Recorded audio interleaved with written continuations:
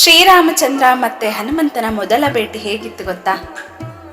ಶ್ರೀರಾಮಚಂದ್ರ ಮತ್ತೆ ಲಕ್ಷ್ಮಣನನ್ನು ನೋಡಿ ಸುಗ್ರೀವಾದಿಯಾಗಿ ಎಲ್ಲ ವಾನರರು ಮಲೆಯ ಪರ್ವತದಲ್ಲಿ ಅಡಕ್ಕೊಳ್ತಾರೆ. ರಾಮಾಯಣದ ಕಿಷ್ಕಿಂಧ ಕಾಂಡದ 1, 2 ಮತ್ತು 3ನೇ ಸ್ವರ್ಗದಲ್ಲಿ ಕಬಂಧನ ಅನ್ನೋ ರಾಕ್ಷಸನ ಸೂಚನೆ ಮೇರೆಗೆ ರಾಮ ಲಕ್ಷ್ಮಣರು ಸೀತೆಯನ್ನು ಹುಡುಕೋಸ್ಕರ ಋಷ್ಯಮುಖ ಪರ್ವತದತ್ತ ಬರ್ತಿರ್ತಾರೆ. ಹಾಗೆ ಬಂದಂತ ರಾಮ ಲಕ್ಷ್ಮಣರನ್ನು ನೋಡಿದಂತ ಸುಗ್ರೀವ ತುಂಬ ಭಯಗೊಳ್ತಾನೆ.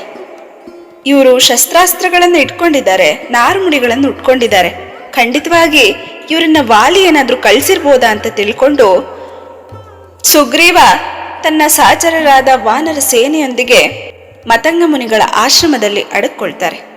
ಇನ್ನೇನು ರಾಮ ಮತ್ತೆ ಲಕ್ಷ್ಮಣರು ಋಷ್ಯಮುಖ ಪರ್ವತಕ್ಕೆ ಸಮೀಪಕ್ಕೆ ಬಂದ್ರು ಅನ್ನುವಾಗ ಮಲೆಯ ಪರ್ವತದಲ್ಲಿ ಹೋಗಿ ಬಂಡೆಗಳ ನಡುವೆ ಅಡಕ್ಕೊಳ್ತಾರೆ.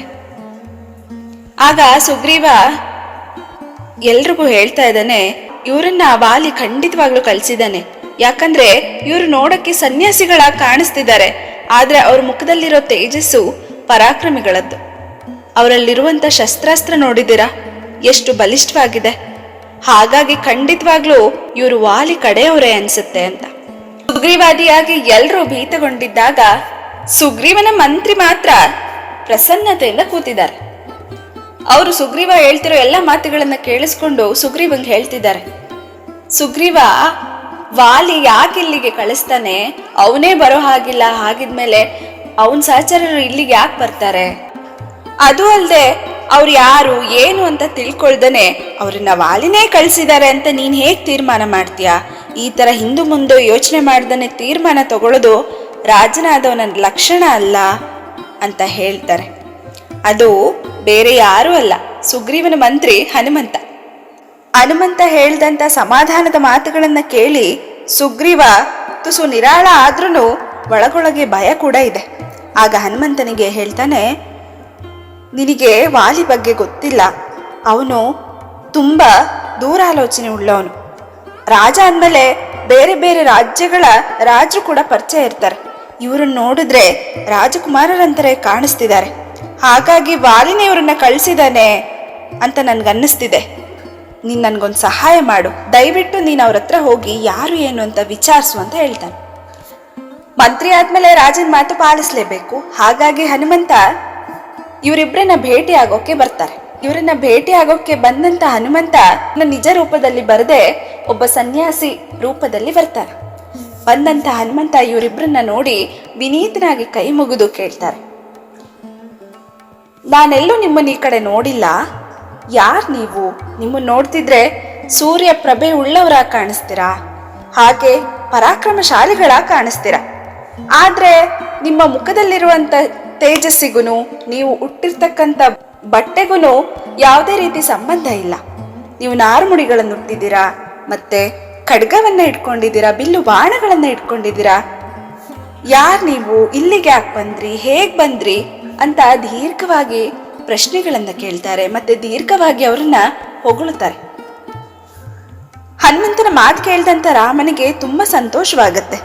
ಆ ಸಂತೋಷದಿಂದ ಲಕ್ಷ್ಮಣನಿಗೆ ಹೇಳ್ತಾರೆ, ಲಕ್ಷ್ಮಣ, ಇವರು ನೋಡ್ತಿದ್ರೆ ಇವರು ಸಾಮಾನ್ಯ ಸನ್ಯಾಸಿ ಅಂತೂ ಅಲ್ಲ.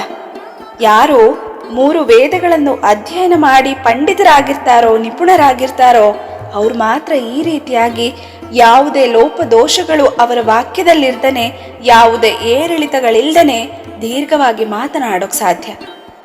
ಯಾವ ಒಂದು ಅಪಶಬ್ದವೂ ಕೂಡ ಇವರ ಮಾತಿನಲ್ಲಿ ಇಲ್ವೇ ಇಲ್ಲ ಅಂತ ಹನುಮಂತನ ಸಂಸ್ಕಾರ, ವಿನಯತೆ ಮತ್ತೆ ಶಬ್ದಜ್ಞಾನ ಪ್ರತಿಯೊಂದನ್ನ ನೋಡಿ ರಾಮನಿಗೆ ತುಂಬಾ ಖುಷಿಯಾಗತ್ತೆ. ಅವ್ರು ಮಾತನಾಡ್ತಕ್ಕಂಥ ಮಾತುಗಳನ್ನ ಹನುಮಂತನು ಕೇಳ್ಕೊಂತಾನೆ. ರಾಮನ ಮಾತುಗಳನ್ನ ಕೇಳ್ದಂತ ಲಕ್ಷ್ಮಣ ಹನುಮಂತನಿಗೆ ಹೇಳ್ತಾನೆ, ನಿಮ್ಮನ್ನ ನೋಡ್ತಿದ್ರೆ ನೀವು ಸಾಮಾನ್ಯದವರಲ್ಲ, ಸಾಮಾನ್ಯ ಸನ್ಯಾಸಿ ಅಂತೂ ಆಗೋಕ್ ಸಾಧ್ಯನೇ ಇಲ್ಲ.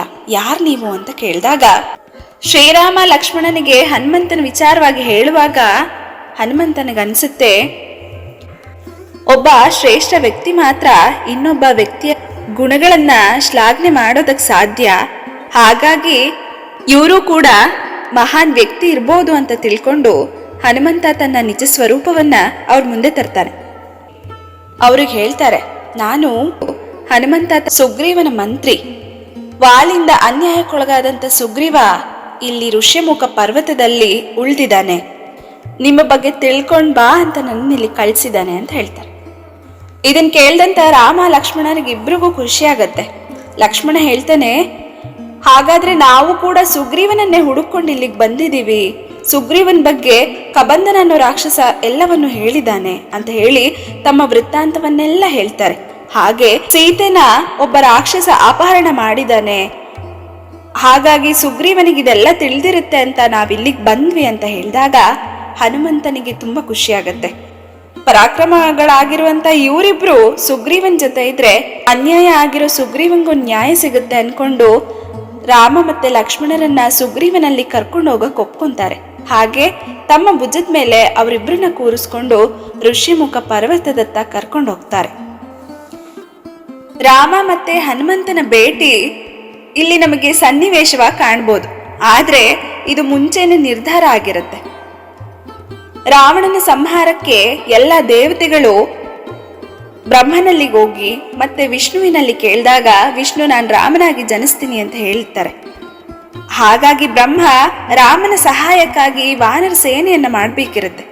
ಆಗ ದೇವತೆಗಳೆಲ್ರಿಗೂ ಆಜ್ಞೆಯನ್ನ ಕೊಡ್ತಾನೆ, ನೀವು ಗಂಧರ್ವ ಕನ್ಯೆಯರಲ್ಲಿ, ಅಪ್ಸರೆಯರಲ್ಲಿ, ಶ್ರೇಷ್ಠ ಸ್ತ್ರೀಯರಲ್ಲಿ ಒಬ್ಬೊಬ್ಬ ಕಪಿವೀರರನ್ನ ಸೃಷ್ಟಿಸಿ ಅಂತ.